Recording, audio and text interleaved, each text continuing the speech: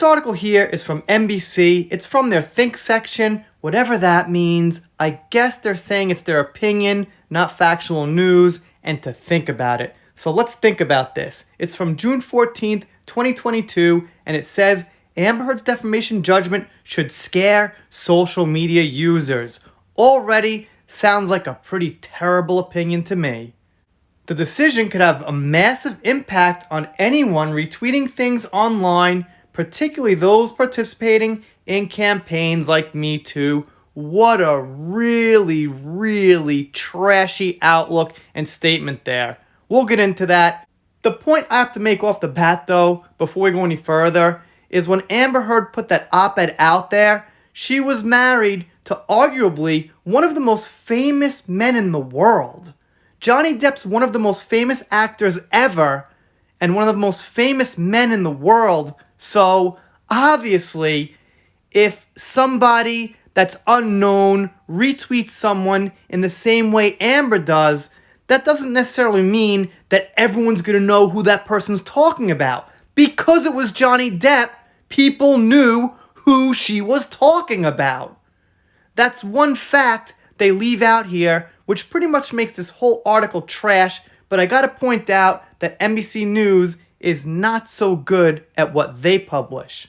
They do, however, have a graph here, and they claim that 66% is strongly on Johnny's side, 9% in the middle, and 25% on Amber's side.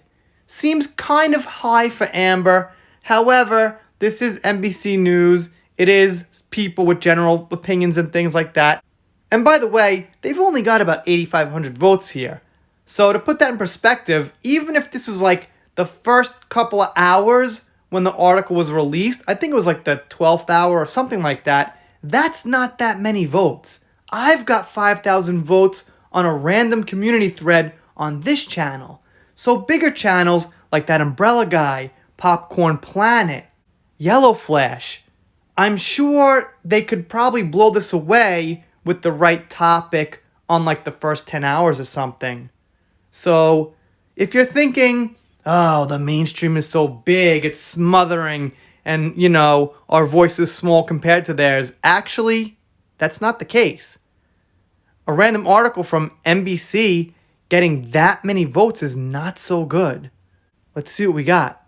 I'm going to throw out a nausea warning real quick because who knows what's in this thing. The maelstrom of reporting on the recent Johnny Depp Amber Heard defamation trial overlooked a key aspect of the case. Of course, it's always like these mainstream media sites who heavily lead towards Amber figured out something that all the billions of people missed the whole time because it's them, not because it's a narrative or anything, not because the mainstream media has a narrative, it's because we all missed it.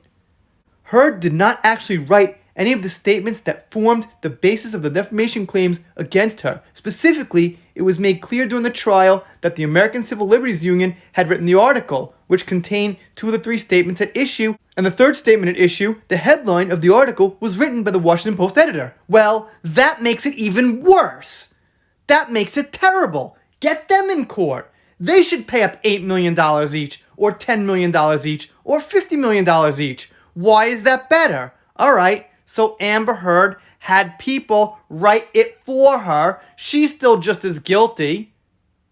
So, if I go into a store with 2 friends who are high profile, like I go into the store with like the owner of a restaurant and a lawyer, and I'm just, you know, some random dude, and we all steal CDs, and I come out and I'm like, well, they stole CDs too.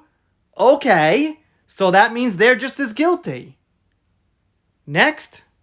And here's their beautiful knockdown statement. Based on the jury's finding, anytime someone posts a link or references a defamatory story with even a few non-defamatory words of approval, they have published a defamatory statement. Well, this is what I said, is that if it's anybody, you're not going to know who they are immediately. Not all of us are married to one of the top actors in the world or the top politicians in the world to recognize the defamatory statement immediately. So I think They're trying to say, well, there's probably millions of people doing what Amber did every day, so she can't be wrong. That's their bottom line. Right. I get what you're trying to say, but those aren't people who are going to be immediately recognized. It's just so wrong. And if the case is, it wasn't about Johnny, and it was just about her random experiences, then why the hell was he kicked out of those franchises? It's a question you can't answer because the answer is he was defamed. Disney proved that. Warner Bros. Proved that. So in a weird way, they actually were part of Johnny winning. So if Heard did not actually write the statements, even though she was listed as the author, how was she found to have defamed Depp? The answer, at least for Depp's lawyers, and presumably the jury, is Heard republished the article when she tweeted a link to it, and she is therefore just as liable for the content of the article as if she had written the whole thing herself. And yeah, she is, because when you retweet, it's actually an echo and an agreement with something for the most part. And if it's not an agreement, you can quote that tweet and write text above it in a quoted tweet and say it's not an agreement and point out that you disagree. But if you just retweet it, that's agreement. Or if you retweet it with an agreement to the original content, obviously that's also an agreement. And here is what they said before, just in those italic letters.